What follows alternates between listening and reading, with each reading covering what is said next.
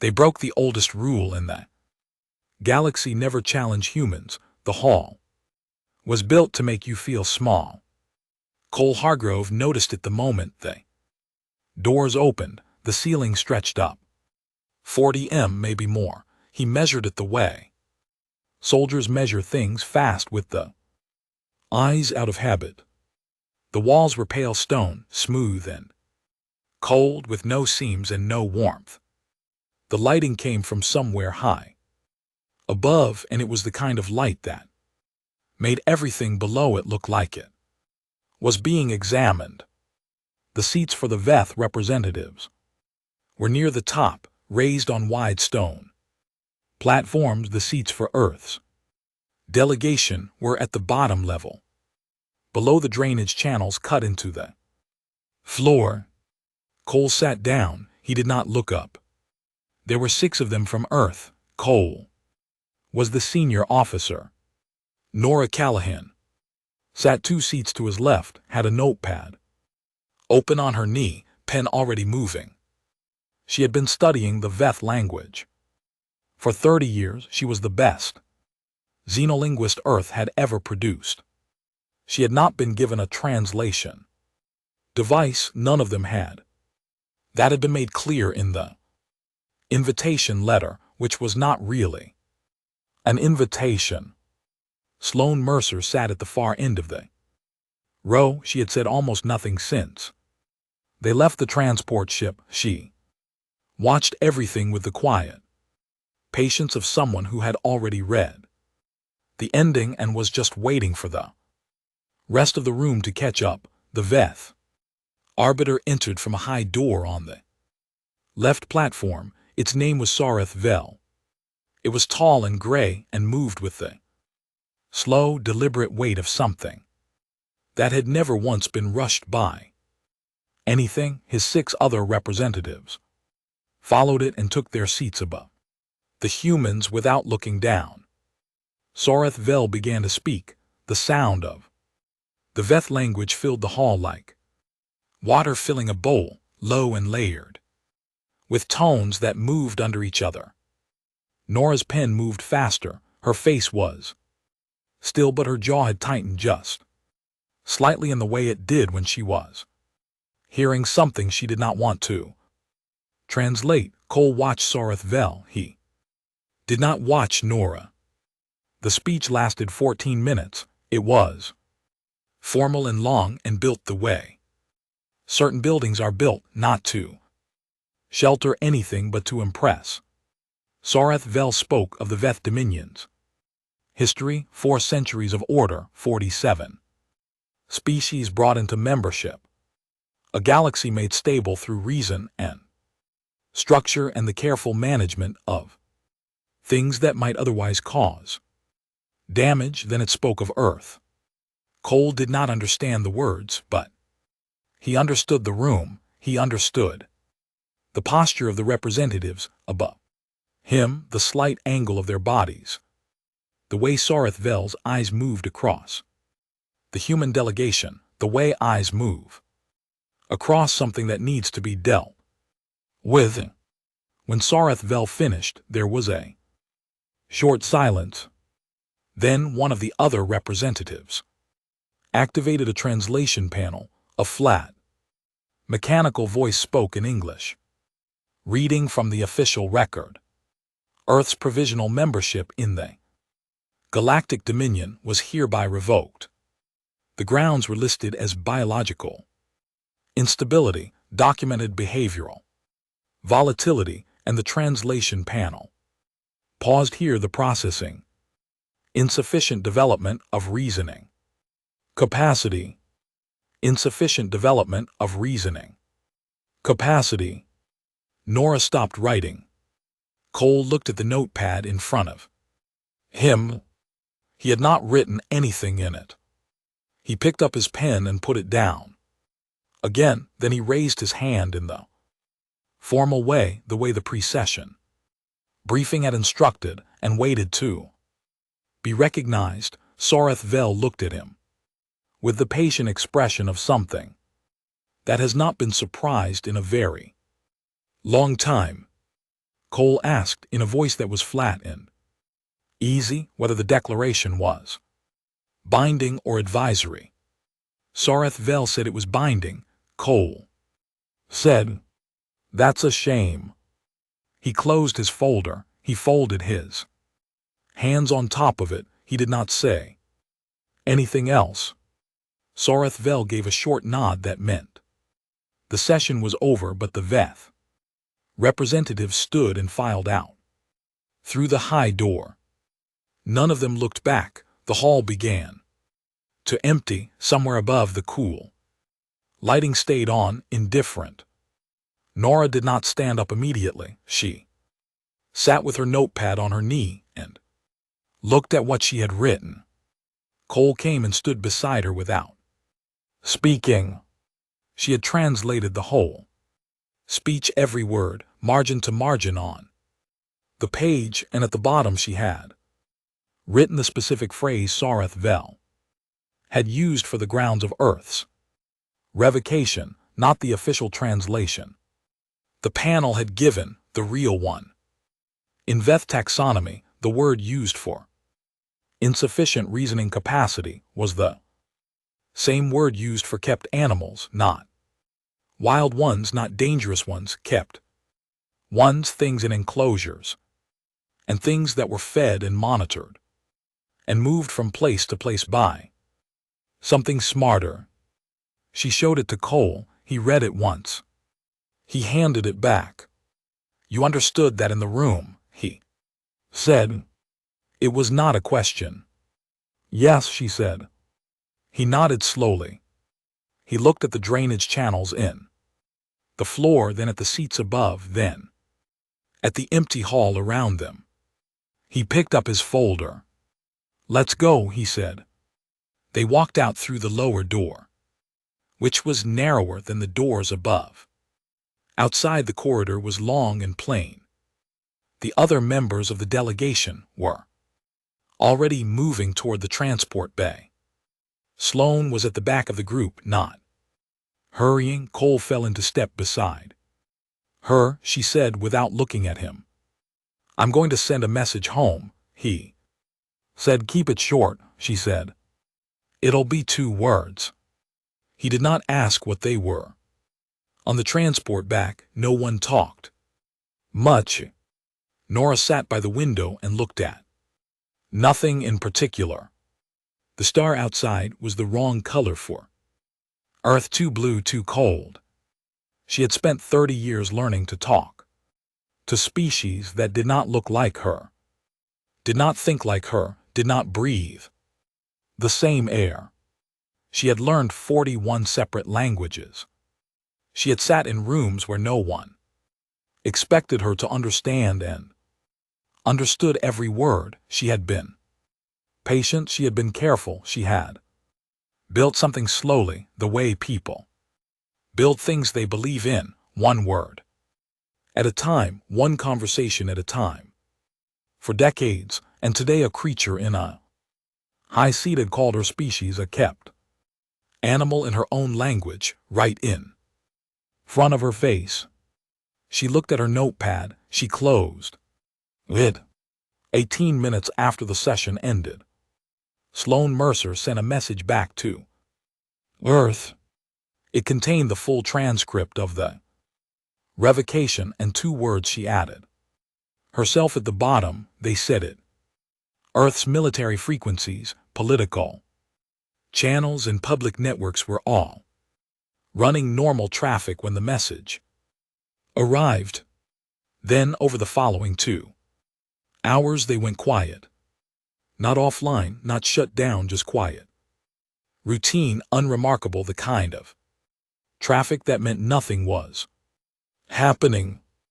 The VETH intelligence analyst who monitored Earth's communication patterns filed a report that evening. In it, and she noted the drop in activity and classified it as early stage demoralization, passive withdrawal, predictable behavior from a species that had just received a shock it had no framework to process.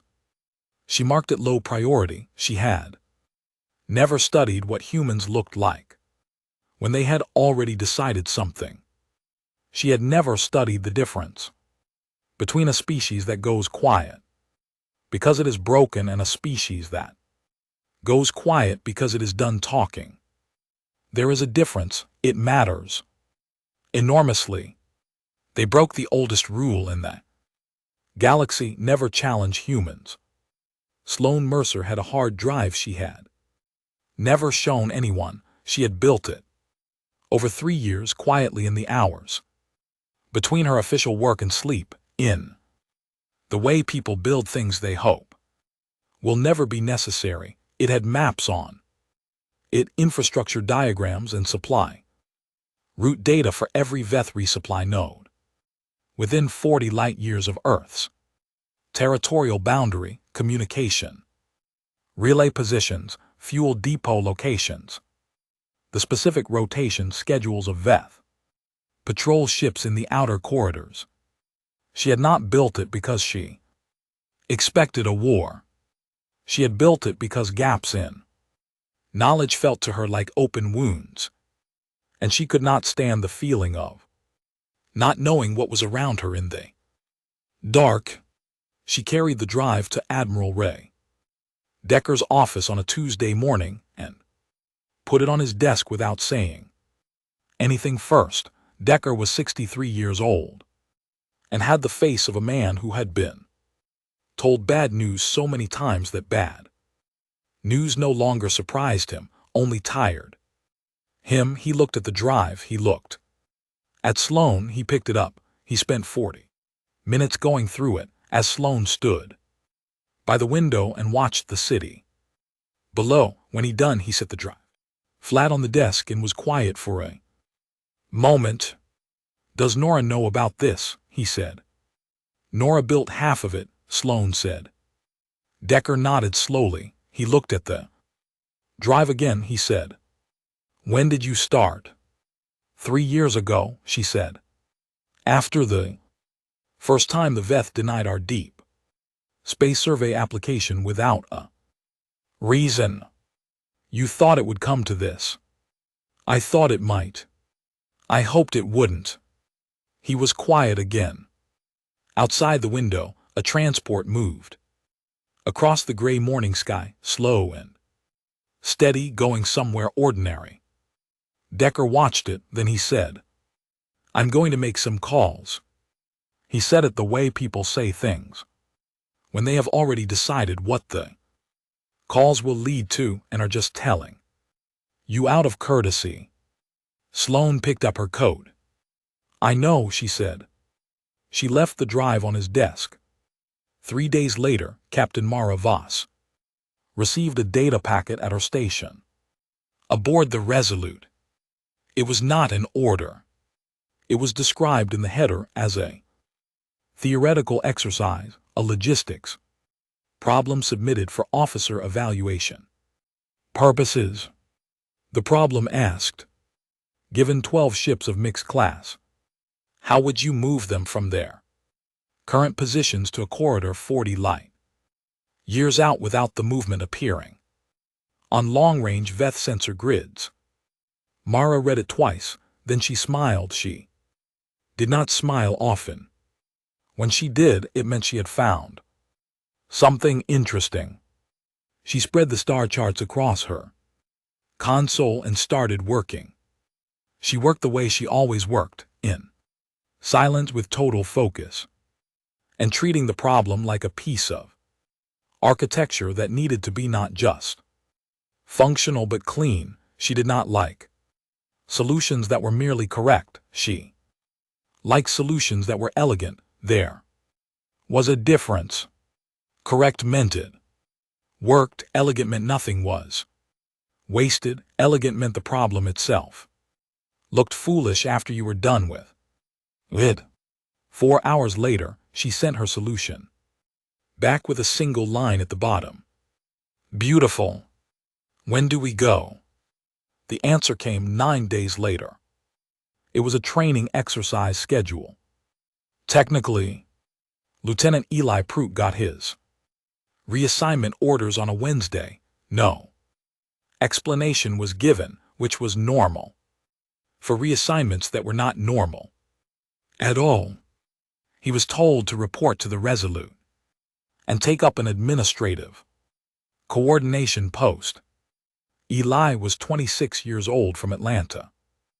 And he had joined the fleet because he was good at noticing things and writing them down, which was not the most dramatic reason to join the military, but turned out to be more useful than most people expected. He found Commander Cole Hargrove on the bridge his first morning and waited to be told what his actual job was. Cole looked at him for a moment, then he said in 17 words exactly, "Watch what happens on the ship and write it down, not in the system in that." He pointed at the notepad Eli was holding. Eli looked at his notepad. He looked at Cole. "Why not in the system?" he said. Cole said, "Because some things shouldn't be in systems that anyone else can read." Eli wrote that down. Cole watched him do it and said nothing. Meanwhile, the Veth Intelligence Division had begun to notice small things.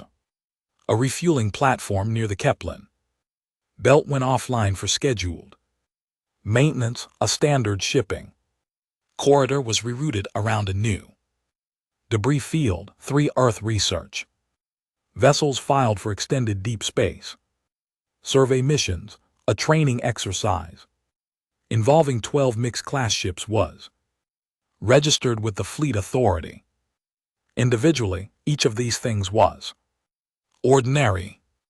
The analyst assigned to monitor Earth's activity logged them all separately in different files under different categories. On the 14th day, she noticed that the maintenance window, the rerouting, the survey missions, and the exercise had all been filed within a 6-day period. She put them in the same file. She looked at them together for a while. She wrote a report with the word pattern in the subject line and sent it to her supervisor, and the report sat in a queue. The night before the Resolute was scheduled to depart, Cole found Nora. The observation corridor, a narrow passage with one long reinforced window, bolted to the ship's outer hull. It was not really an observation deck. Someone had just put a bench there years ago, and the name had stuck. The view was good. That was all it had going for it. Nora was sitting on the bench looking out at the dark. Cole sat beside her. They had known each other for 11 years. They did not need to fill silences with each other. After a while, she said, "They used the animal word, Cole." Her voice was steady. The word the Veth use for things that live in enclosures, things that are managed. I've been studying their language for 30 years, and I know every shade of what that word means, and then they used it for us. Cole said nothing. She said, "I've spent my whole career trying to build something between us and them, trying to get them to actually see us. And they sat in that room and called us livestock." He said, "I know." She said, "I want them to understand what they said. I don't want them afraid. I don't want them hurt. I want them to understand." He said, "That's the plan." She looked out the window. The stars outside were dense and cold and very far away. She had memorized more alien words than any living human. She had sat across from creatures that had more arms than she had fingers and talked to them about philosophy and history and loss. She was not a soldier. She was not someone who understood wars in the way Cole and Mara understood them, as geometry, as problems to be solved with movement and timing, but she understood what the Veth had done, and she understood that what was about to happen was not cruelty, it was not rage, it was something much older and much harder to explain, the response of a species that had been patient for a very long time and had finally been given a reason to stop being patient. At 300 station time, the 12 ships blinked off Veth sensor grids simultaneously, not because they had been jammed, not because of any failure in the Veth system, because Mara Voss had mapped every sensor coverage gap in the relevant corridor and routed the fleet through the spaces between them, one at a time, like threading 12 needles in the dark. The Veth analyst's report, the one with pattern in the subject line, reached her supervisor's desk 4 hours later. And by then, the fleet was already gone. They broke the oldest rule in the galaxy: never challenge humans. The Kepler relay station was unmanned. That was not an accident. Cole had been very specific about that when he gave Myra her first target: no people, no occupied outposts, no ships with crews on them. He had said it once clearly, and Myra had nodded and moved on without discussion, because she had already arrived at the same conclusion on her own. This was not going to be a war. It was going to be a lesson. And the first rule of a good lesson was that you did not hurt people before they had understood what they were being taught. The relay station hung in the dark between two dim stars, a cluster of gray metal arms and antenna towers and blinking signal lights. It fed communication data to 6 other Veth relay nodes in the region, and those nodes fed data to 40 more. The whole network was built on a design philosophy the Veth called passive redundancy, the idea that many small nodes spread wide could never be fully disrupted, because there was no single point of failure. Mara had read the design philosophy document 3 times. She had found it in Sloan's archive. Passive redundancy is not resilience, she said, standing at her console with a star chart spread across 2 screens. It's just fragility spread thin. She traced the relay connections with one finger, showing Cole how each node depended on its neighbors. You take this one, the signal has to reroute. You take these 2 at the same time, the reroute path collapses. You take these 3 in this order. She paused and looked at him. The whole regional network goes blind. Cole looked at the chart. In how long? 11 minutes, she said, then after. Beat. Beautiful problem. He almost smiled. Almost. The approach took 2 hours. The Resolute moved through the gap Mara had mapped with the other 11 ships, holding positions further back. No one fired anything. No weapons were armed. What they did instead was technical, a series of specific signal pulses aimed at the stations. Communication hardware precisely calibrated to overload the relay buffers without leaving marks, clean, quiet, the kind of work that took months to plan and minutes to do. At 11 minutes and 4 seconds, the Kepler relay station went dark. 6 nodes went dark with it, then cascading slowly outward over the following hour. 14 more. Eli wrote everything down. He wrote down what the screen showed, what Mara said, what Cole did not say. And he wrote down the exact time of each event, the sequence of lights going out on the regional map, the way the bridge crew moved and spoke and did not celebrate. He wrote, nobody cheered. I thought someone would cheer. Nobody did. It felt more like surgery than anything else. He paused and looked at that sentence. He left it, the Vath response came. Faster than expected. Sarathiel received the damage report within 2 hours of the relay going dark, and convened an emergency session of the Dominion's Military Council. The council voted quickly and without much debate because what had happened was clear and the proper response was clear, and the Vath had always been efficient when they knew what category A problem belonged to. 3 destroyers were dispatched. Their orders were to locate the Earth vessels responsible, establish contact if the end of contact was refused, disable and detain. The fleet commander assigned to lead the response was a Drath, one of the oldest member species of the Dominion, experienced in exactly this kind of enforcement operation. The Drath had been conducting military operations for 300 years. Their tactics were well documented, their capabilities well understood. The Drath commander reviewed the technical profiles of Earth's known fleet and made a clean, reasonable assessment. The humans were outmatched. The profiles he reviewed were 6 years old. He did not know they were 6 years old. Nobody had told him. Nobody on the Vath intelligence side had flagged the gap, because it had not seemed like a relevant gap.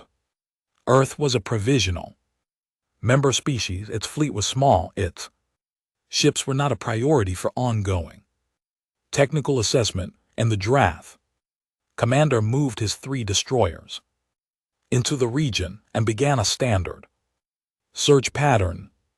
Mara watched him do it. She had been watching the Drath tactical movement patterns for 2 days since Sloane's archive had given her their documented response protocols. She had read them the way she read everything, carefully, completely, looking for the geometry underneath the strategy. Every military doctrine had a geometry. The Vath doctrine was strong, solid, well tested.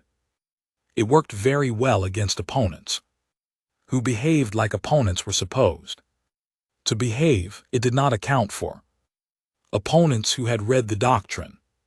The engagement when it happened was short and extremely unpleasant for the Drath commander. It was not short because the Resolute was more powerful than the Drath destroyers, but it was short because Mara had placed the Resolute in the one position that the Drath tactical model classified as tactically illogical, a tight angle off the 3rd destroyer's rear sensor arc, too close for effective targeting, too awkward for standard maneuvering.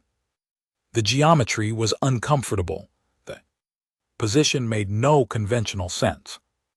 Mara loved positions that made no conventional sense.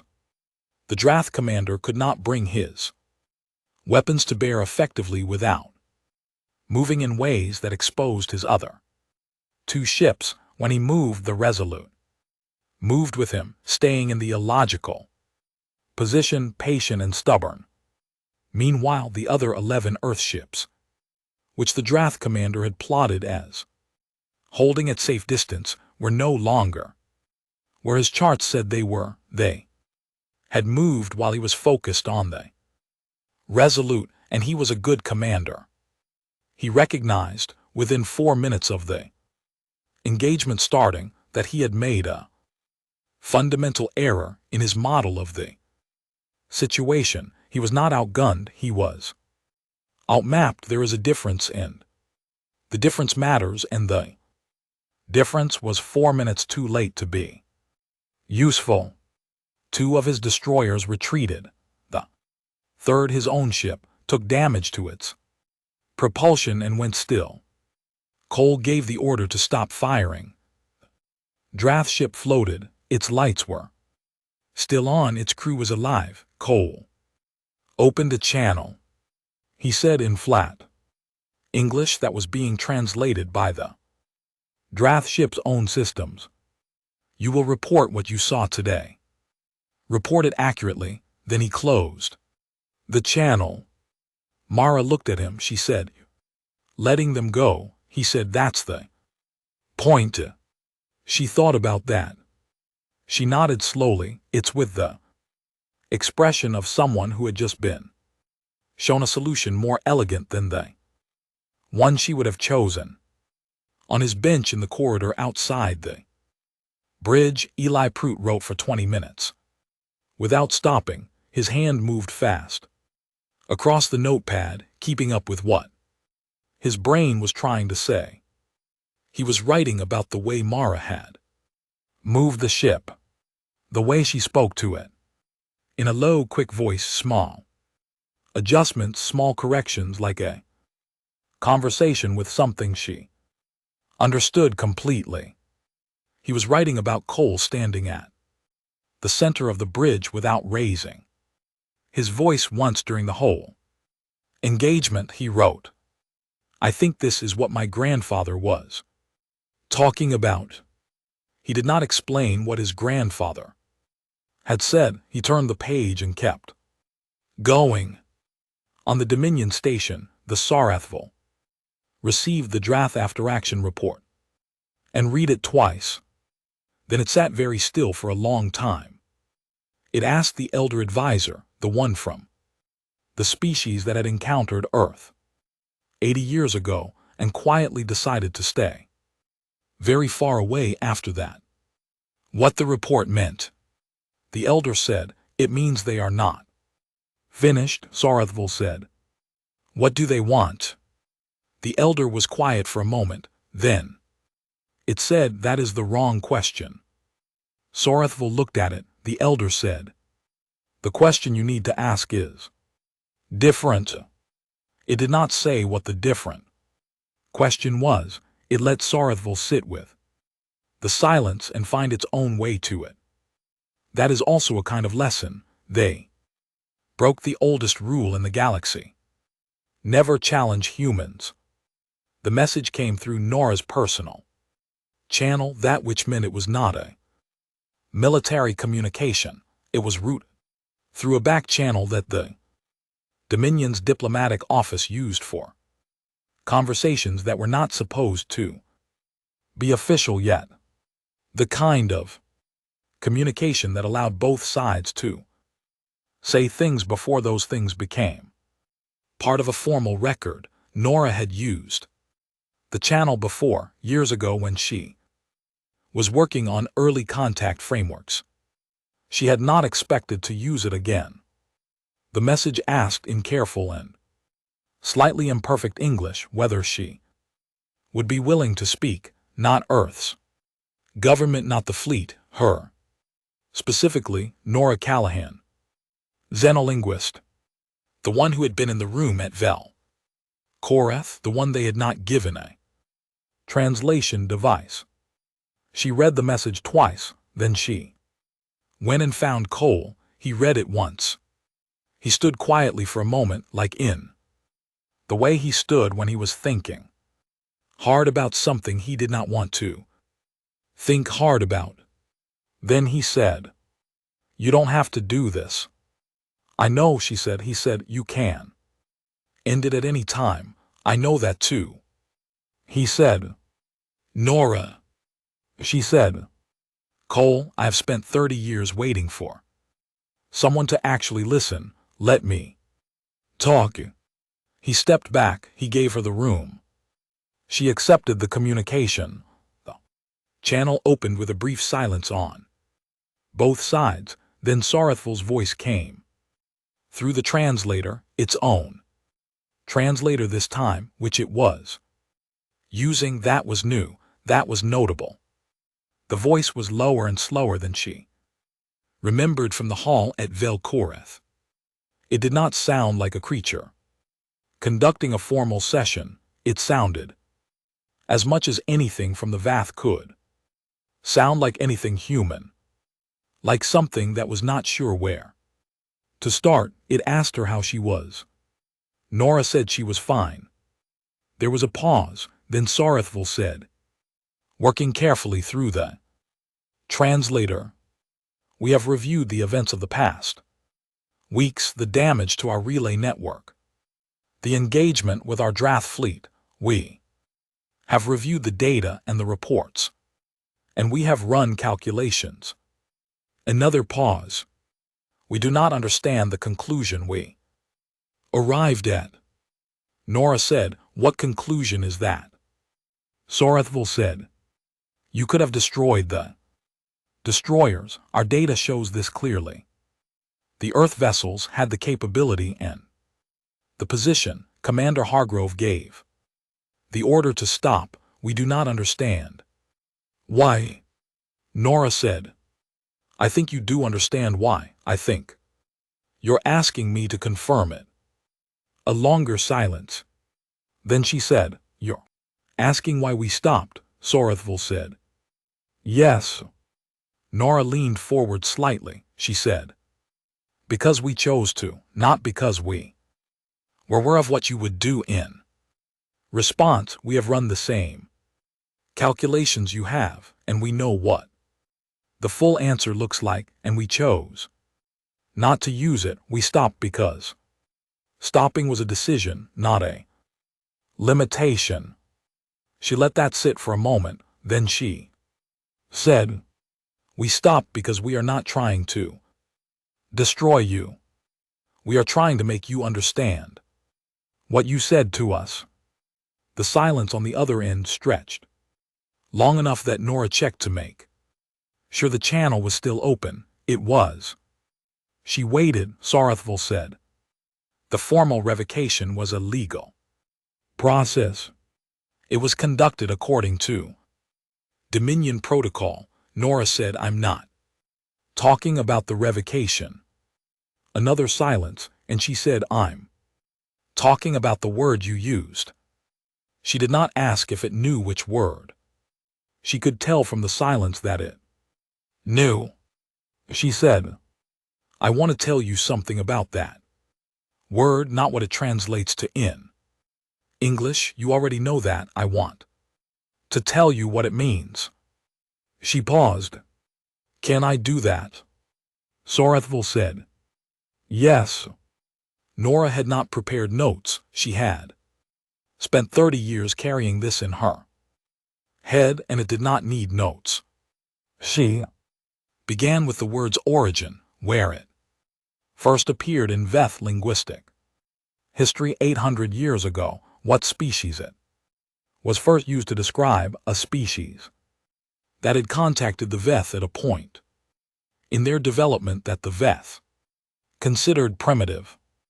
The Veth had applied the word and managed that species accordingly, given them boundaries, monitored their growth.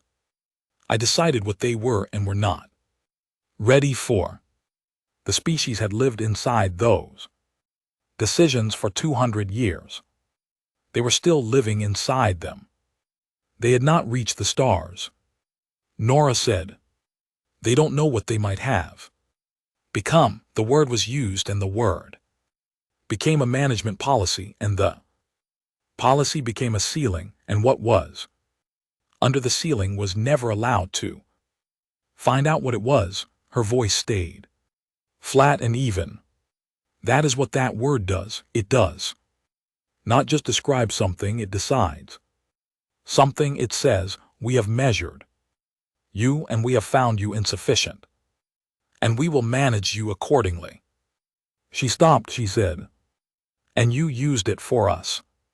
Sorethville said nothing. She said, "I want to be clear. I'm not asking you to be afraid of us. I'm not asking you to apologize because I need you to feel bad, and I am asking you to understand what you said, because you said it to a species that has survived everything. We have survived diseases that killed half our population. We have survived wars that destroyed our own cities. We have survived our own worst impulses over and over for 10,000 years. And we kept going. And we kept reaching." She paused. "And then we reached you. And the first thing you did when you finally had a reason to address us. Formerly was call us livestock. The silence after that was different. From the other silences, Nora felt it in the channel the way you feel a change in pressure before weather comes. Sarathval said, "We did not intend." She said, "I know. That is also part of what I'm trying to tell you." She let that sit. She said, "You used the word without thinking about what it meant. That is the most honest thing about what happened. You looked at us and reached for the nearest category, and that category was manage things, things that are not yet ready, things that need a ceiling." She exhaled slowly. "And that tells me more about how you see the galaxy than anything else you could have said in that room." The channel was quiet for a long time. When Sarathval spoke again, it used a form of address that Nora had only read about in old linguistic records, a grammatical construction the Veth reserved for communications between equals of long standing. It had never been used in a formal context with a provisional member species. It had never been used with Earth. What it said, translated as carefully as Nora could manage, was something close to an acknowledgement, not an apology. The Veth language had a separate construction for apology, and it was not that one. This was something older and more complicated. It was the grammatical form the Veth used for errors that could not be undone, only recognized, only held. Nora closed the channel. She sat in the small communications room of the Resolute with her hands folded on the table. The screens around her ran normal data. The ship hummed with its ordinary sounds. Somewhere down the corridor she could hear the faint noise of the crew doing what crews do, moving, working, living. She sat very still, 30 years, 41 languages, thousands of hours in rooms where she was the only human and the only thing between Earth and a misunderstanding that could have ended badly. She had been patient, she had been careful, she had believed, and with the specific stubbornness of people who choose to believe in things that are hard to believe in, that if she worked long enough and listened well enough, someone on the other side would eventually actually hear her. She did not cry. She was not built for crying in communications rooms on military ships. She said very quietly to the empty room, to 30 years of work that had just arrived somewhere, neither terrible nor triumphant, but simply finally real. "Okay. Just that word. Just the one." Then she stood up, straightened her jacket, and went to find Cole. They broke the oldest rule in the galaxy: never challenge humans. 6 months later the hearing was scheduled. It was not called a readmission hearing. The Dominion's administrative office had given it a longer, more formal title. That meant roughly a review of provisional status conditions in light of updated assessment data. What it actually was, stripped of the formal language, was the Veth's way of correcting a mistake without using the word mistake. Nora read the title on the official document and let out a short breath through her nose that was not quite a laugh. Cole picked up his dress uniform from the Resolute's quartermaster on the morning they were scheduled to depart for Vel'Korath. He had not worn it since the first hearing. He put it on, looked at himself in the small mirror above the sink in his quarters, and decided he looked more or less the same as before.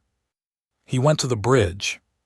Mara was already there, which was not Surprising, Mara was always there. She was looking at a star chart the way some people look at things they love, with full attention and no performance. Of it he said, "Ready." She said, "Ready was 6 months ago. This is just paperwork." He smiled at that. A real one, not the almost smile she usually got from him. Eli was in the corridor with his notepad. He had started his third one 2 weeks ago. He was not sure how many he would fill before this was over, or if it was over, or what over meant for something like this. He had started writing the date on every page, which he had not done at first. He thought the dates might matter later.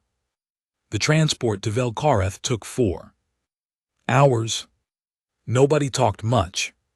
Nora sat in the same seat she had occupied on the way back from the first hearing, by the window with the wrong colored star outside. The star was the same. She had the same notepad, though she had filled it and started a new one since. Then she looked out the window. She had worn the same dress uniform as the first hearing. Cole had not commented on this. He did not need to. The hall at Velkareth was the same as before. The ceiling still went up 40 m. The Veth seats were still raised near the top. The human delegation seats were still at the bottom level, and the drainage channels were still cut into the floor beside them. Nora sat down and looked at the drainage channels. She looked at them for a long moment. Then she looked up at the high seats, and then she looked at the empty space of the room itself. All that engineered height, all that deliberate scale, all those meters of stone built to make things below them feel small. She did not feel small. That was the difference. The session lasted 22 minutes. Sarathval was present, seated at the top of the left platform as before. It did not make a speech. The formal vote was read by a junior official. Plain procedural language. Earth's provisional membership was confirmed, and its status changed to full observer standing, pending a review period of 12 months. The vote was unanimous. Nobody cheered. Eli wrote down, "Nobody cheered here either. I'm starting to think that's a human thing. When it actually matters, we go quiet." On the transport home, Sloane Mercer opened her tablet and checked a message from a source she would not name in any official record. She read it twice. Then she crossed the transport and sat beside Nora and handed her the tablet without saying anything. Then Nora read the message. The Dominion's Council had, in a private session 2 weeks before the hearing vote, to add a new provision to its foundational charter. The provision was to be written in all 47 member languages and filed in the Dominion's core legal record, where the founding rules of the Galactic Order were kept, the ones that did not change, the ones that had been considered too obvious to write down until apparently they were not obvious enough. The provision read in its most direct translation: no member body shall issue formal challenge to a species that has survived its own extinction period. The consequences of violation would be borne in full by the violating party. No protection from response, no diplomatic mediation until the violated species requested it. And Earth's name did not appear anywhere in the document. It didn't need to. Nora handed the tablet back to Sloane. She looked out the window for a moment. Then she said, "Who named it?" "In the official record, who proposed it?" "For the charter," Sloane said. "The elder advisor, the one from the species that pulled back from Earth 80 years ago." Nora said. They've known since then. Sloane said. I think they've known for longer than that. Nora nodded slowly. Outside, the stars moved past the window in long, slow streaks of cold light. She watched them and thought about the elder advisor, a creature from a species old enough to remember what the galaxy had looked like before the Dominion existed, old enough to have watched other young species pushed down under the management word, the sealing word. At the word that said, we have decided what you are. Old enough to know that some species, when pushed down hard enough and long enough, did not break under the weight. They pushed back up through it, slow and unstoppable, the way certain things grow through stone. The Resolute docked 3 hours later. Cole and Mara found the ship's mess and sat across from each other with coffee. Mara had a star chart on the table. She always had a star chart somewhere. She was tracing a route with her finger into deep space past the current Dominion boundary. Cole watched her do it. He said, You're already thinking about what comes next, she said. Someone will push again somewhere. Someone always does, he said. Probably, she said. Good. She said it the way she said beautiful. About a clean, tactical solution. And not because she wanted trouble. Because she was a person who was built for hard problems and who had made peace with that about herself a long time ago.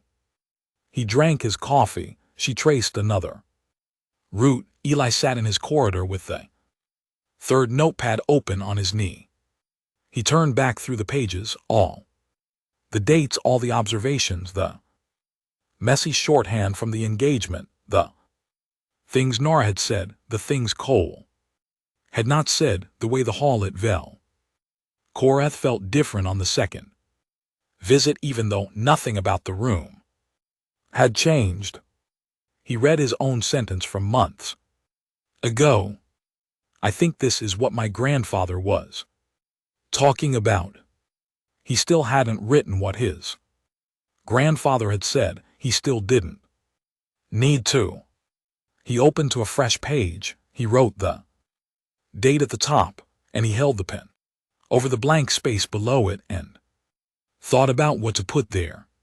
What single line could hold the whole shape of what had happened over the past 6 months? The insult, the silence, the careful work, the 11-minute relay, the Drath who were let go on purpose, the word Nora had taken apart in a communications room while Cole watched a feed he was definitely not watching. He wrote, They said the rule out loud, so we made them write it down. He looked at that. He closed the notepad. In Chicago, 1 week after the hearing, Nora Callahan was at her kitchen table before dawn with a cup of tea gone cold and a Veth philosophical text open in front of her. It was a dense old document full of layered meanings that did not translate cleanly into any human language. Nobody had asked her to translate it. Nobody would probably read the translation when she finished it. She had been working on it for 3 years. In the hours when she was not doing other things, because the gaps in understanding felt to her like open wounds, and because she was at her core a person who could not leave a hard thing alone. She picked up her pen. She found her place. She worked outside Chicago, moved through its early morning the way old cities do, slowly, steadily, with the deep, unsentimental energy of a place that has been through everything and kept going anyway. Traffic built, light changed, the ordinary world continued in all its stubborn, ongoing noise. Inside, Nora wrote one word in the margin, then another, then crossed out the second and tried again. She frowned at the page. She wrote a third option. and she had spent her whole life learning to say things that were hard to say. She was not done yet. She was nowhere near done yet. She turned the page,